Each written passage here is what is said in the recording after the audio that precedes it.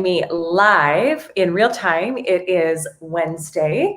And if you are not joining me live in real time, that is totally fine as well. Whenever you are watching this, I welcome you. I'm glad you're here. Oh my gosh, Kalua, it's so funny. I feel like I think about some of you like right before the live and then boom, you're like the first ones there. So good morning, Kalua. Good morning, Holly. Oh, it's so good to see everyone today. You know, we're getting back into our Think and Grow Rich book study this morning, and I really appreciate for everybody who joined yesterday. Bambi, good morning, great to see you. Jamie, good morning. For everyone who joined yesterday, and it was kind of a pivot, right, where I was just experiencing some sadness and some lower level stuff that I was like, let's talk about how do we keep showing up powerfully when that's happening? I appreciated all of you pivoting in that way. Gail, good morning. Great to see you. Lori over on LinkedIn. Great to see you, my friend. But today, thank you so much, Jamie. I appreciate that. You know, it's like hardest. It's like an olive. I was feeling very fallish, and I'm always feeling fallish, but I was feeling fallish today. And so it's like an olive and gold. I appreciate that. Thank you so much. So today I'm going to try to keep it like lightning speed, because Wednesday is coaching day over here in She Sells World, and there's all sorts of things popping already this morning. So I'm going to try to keep it to like 10, 15 minutes. Even better, I love olive. I do too. I'm here for a fall color all day, every day. So we're going to be talking about, there's these 6 steps that in Think and Grow Rich, Napoleon Hill talks about to basically transmute your desire for increased money into that money. And I wanted to do a breakdown of these with you and just share some perspective on like what's worked for me. I kind of do a variation of these, but these are tested, they're time proven for sure. And so this is a process you can use again and again. If you're going after a big financial goal and you're like, I don't even know where to start. Lori, are you back in NC? I am. Can you see? You can't see a lot of the moving boxes behind me. They're like, fortunately, kind of low on the ground. But yes, we are here, and I've got a beautiful view right now of the ballpark right out of our window. It's pretty exciting. So yeah, I'm here. Okay, so and here's the other thing. Oh, Laura, good morning. I would invite each of you, as always, put your questions in the comments. Let me know what you're bumping up against when it comes to sales, when it comes to wealth consciousness, when it comes to that next level, up level, because that's why we're here, is so that you can get those shifts and get those wins. Raina, good morning. Patty, good morning. We're talking about the 6 steps listed in Think and Grow Rich that you can use to they use the word transmute, right? But to basically turn your desire for more money into the physical money, because it's one thing to have a desire, it's another thing to actually have it in the bank, and that's what we're all going for here, right?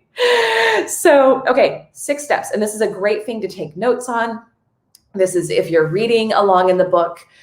This is the first chapter on desire, which is a really, really juicy chapter as well. So the first step: fix in your mind the exact amount of money you desire. And this is really important. You got to be exact and specific with it. Rita, good afternoon. It's great to see you.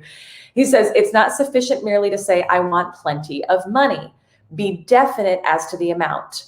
And then he says later on in the next chapter, he'll explain the reason why you want to be definite. But basically, you got to be definite. You got to be clear on it. So money goes where there's a purpose. Okay. So I find that the mistake we make most often, though, is to limit that amount, where we limit it based on past experiences and say, well, I've never made more than this in a month. And so even though I really kind of need 3 times that for what my current desires are, I'm just going to ask for like 10% more, because that's what actually feels achievable and attainable to me. And that's how I used to think about it. And does anybody think about it that way too right now when they're goal setting? I want to invite you that if you do right now, start thinking bigger, but you've got to be definite about it. Okay. You've got to understand there is unlimited resources in the world. We literally print money. Okay. And so there is unlimited amounts of resources and money and opportunity for you, but be clear and specific. I desire X amount. Okay, so you got to get super clear, and you want to also like look at what's the purpose for it, right? Because money goes where there's a purpose, and that purpose is for your expansion, for your expression, for your next level evolution. So whether that's you want to donate a certain amount to a cause, or whether it's you want to buy a new pair of shoes that make you feel like $1,000,000. Maybe it's $1,000 pair of shoes. I don't know. But like whatever it is, that when that purpose is for your expansion, not coming from a place of insecurity and not enoughness, but coming from that place of like, I'm ready for the up level, then it flows. But we got to be definite. So that's number one. Fix in your mind the exact amount of money you want. Second, and this is important, determine exactly what you intend to give in return for the money you desire. And he says, there is no such reality as something for nothing. Now, this is important too. And here's the other thing I'll say is it can shift, okay?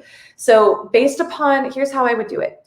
Based upon what you know now, what are you going to give in exchange for receiving that money? Like what sort of services are you going to render? What sort of program are you going to launch? How are you going to be of service in the world? Now, this doesn't mean that you're like slaving away and overgiving and, in like slave girl mentality of giving away a lot for very little. Okay. So that's not how we show up.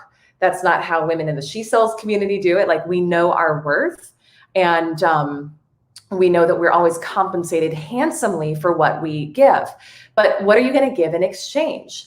Because that is, if you're not willing to think about, okay, how can I always think about like, I want to make sure that everything I'm giving is at least 10 times the value of what I'm charging.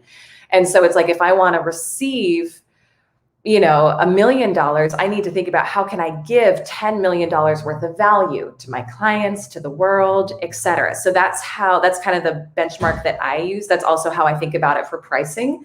For any of you who are entrepreneurs and are thinking about how do I price my stuff, I would always make sure that you feel confident that your client is getting at least 10 times the value of what they're paying you when they invest with you. But what are you going to give? So what kind of services are you going to offer? If you're wanting to like sit back and win a lottery ticket, that's not really how it works. I mean, yeah, but that's also, I don't think any of us are here for that, right? Like we want to give and be of service in the world. Bambi's saying, I desire 100K monthly, primarily for me, business, investing, and charity. Beautiful. Okay. So then the next step would be, what are you going to give in exchange for that? So what sort of services are you going to offer? The third step is establish a definite date when you intend to possess the money that you desire. Now, this is where I do it a little bit differently, and I don't know if there's a right or a wrong here. So I would say you got to figure out what works for you, okay? But this really ties in with goal setting, right? Is to say by X date, I'm going to have this. Now, the reason why I don't do that, so my clients create a goal card. It's based on the model of Bob Proctor, which uses the goal card. And I carry one as well. Now, Bob does date his, like for any of you who follow his process, he does the exact same thing that's in this book. I am so happy and grateful now that I have X amount. And then you post date it like 90 days out, 6 months out, right? Whatever the goal date is. But I actually like just doing it in real time, like now. I don't put a date on mine.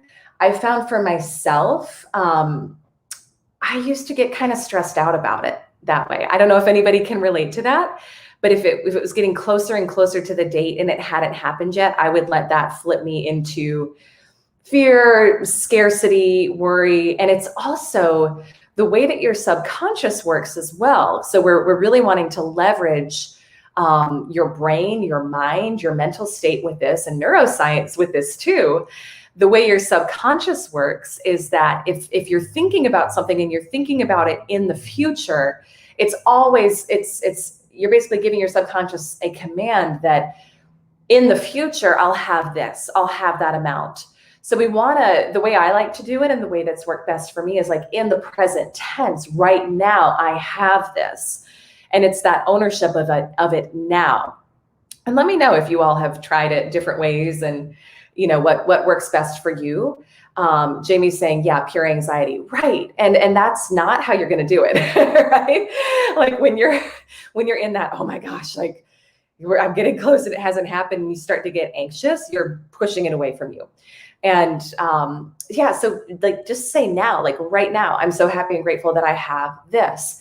And then you start to just see it in your mind, and you start to, picture yourself as having that. And when you think about it as now, you actually, an important part of the amount of money that you bring in your sales and your business is your self-concept. It's your self-image.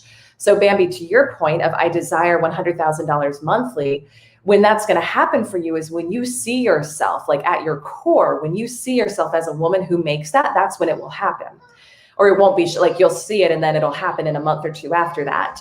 So we got to learn to shift our self-image to be, I am the person who has this.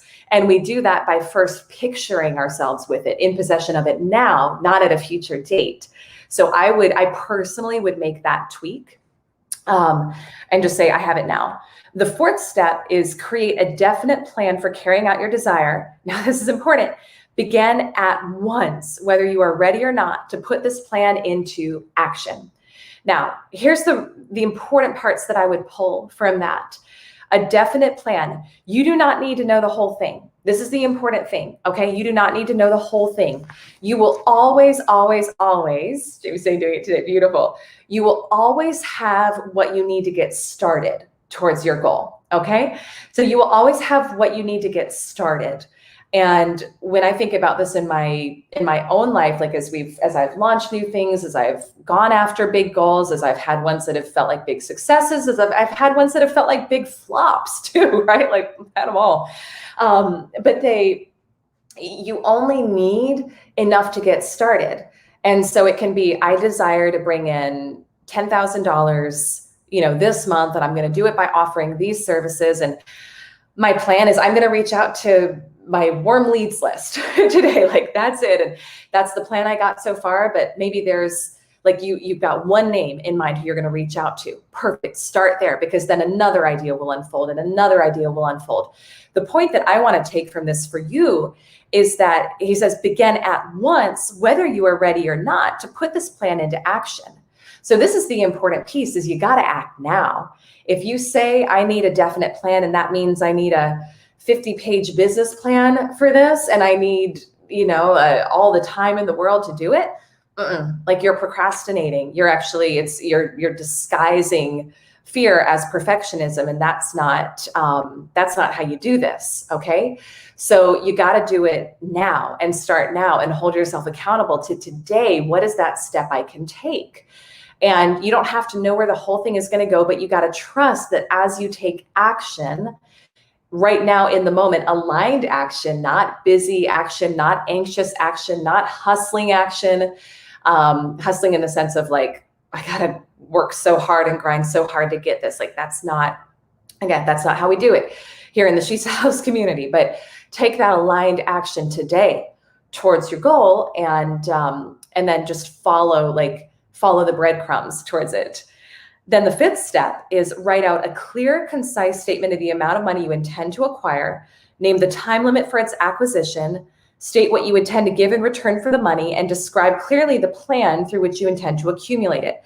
So just having it written out, and when I do this, when I write a goal card, when I have my clients write goal cards, I actually don't have them include the whole plan on it, although you could, and there's a model for doing that in this book. But it's really about having that written statement that you're getting it out of your brain onto paper. And that's like the first step in the creation process of all of this. And then the sixth step is read your written statement aloud twice daily. The timing is important. Once just before retiring at night and once after arising in the morning. So those times, again, remember, if you've been joining for a while, then you know how this works. And if you haven't, welcome, and so glad to have you. But if you've been joining for a while, your brain you're in those slower level brain waves, more of that hypnotic theta brainwave state as you're going to bed and as you're waking up in the morning. So when you want to create a new belief system for yourself, those are the two most powerful times to do it, because your brain hasn't switched into more of that active beta mode that it's in throughout most of the day, where you're focusing more outside, and it's harder to get new ideas in that way. So when you do it last thing at night. So like keep it on your goal card and look at it and say it out loud before you go to bed, when you wake up in the morning. My husband's usually sleeping when I wake up in the morning, so I'll go in the bathroom and I'll say it to myself in the mirror. But say it out loud. And here's the important piece. As you read, see and feel and believe yourself already in possession of the money. Okay, so that's the final step there. That's the sixth step. But see and feel and believe yourself. This is where we want to get our subconscious mind in alignment with our goals. Believe yourself already in possession of it.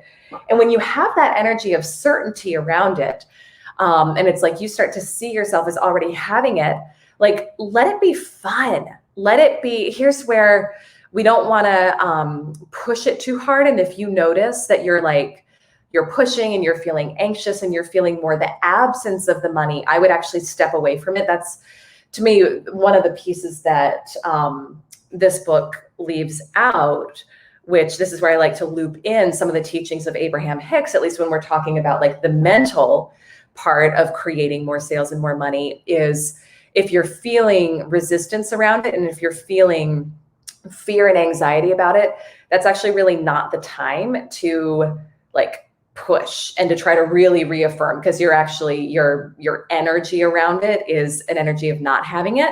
And so you're actually just going to impress more of that into your subconscious. So, do like kind of check in with yourself as you're doing this throughout the day. But I would look at that goal card all throughout the day and just have fun with it and say like, oh my gosh, this is so fun to think about. Like, this is so nice to think about what life is like for me when I'm this person, like when I have these resources, and think about like, if this was my reality today, what would I be doing? And how would I be celebrating? Just with that energy of fun and ease and relaxation and excitement around it.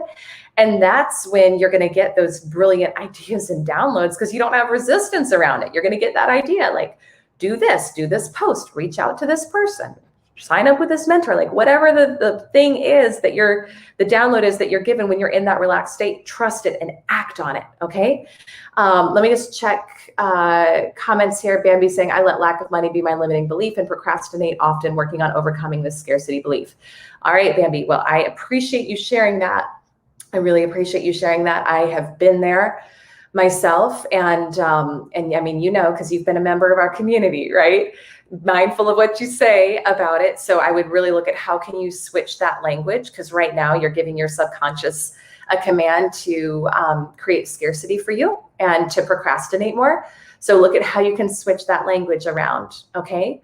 I'm excited to find out how I can be more proactive with this. I'm excited to see myself as an action taker. I'm learning to get better and better at this every single day.